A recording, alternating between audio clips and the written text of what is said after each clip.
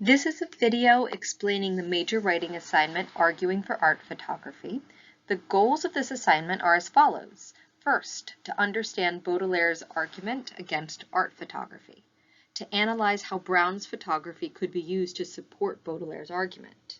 To understand Cameron's argument for the artistic merit of her photographs. And analyze how her photography supports her arguments.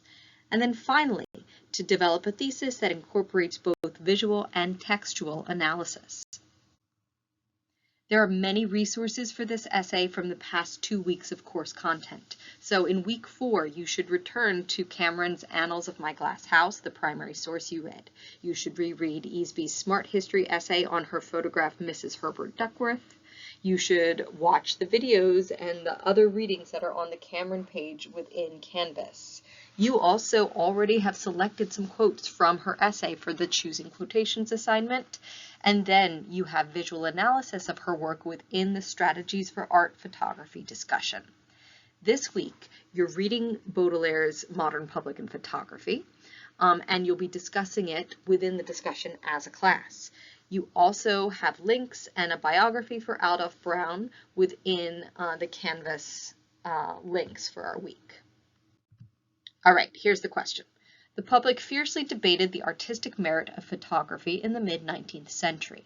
Write an essay in which you compare Baudelaire's major argument against art photography with visual and textual evidence from Julia Margaret Cameron's photographic practice.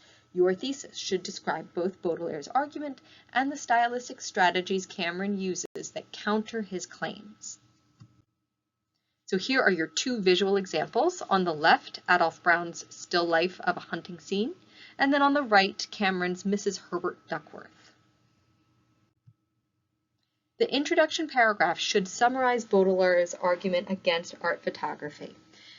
And you should be, in this introduction, making an argument about how Cameron's photography counters these claims. Your thesis should incorporate visual evidence for why Cameron's photographs achieve Baudelaire's goals for fine art. So, your first body paragraph is going to discuss Adolph Braun's Still Life of a Hunting Scene. This paragraph is going to include close descriptions of Braun's stylistic strategies and the context for the production of this photograph. You're also going to include a quote from Baudelaire's essay that explains why Baudelaire objected to photographs like this.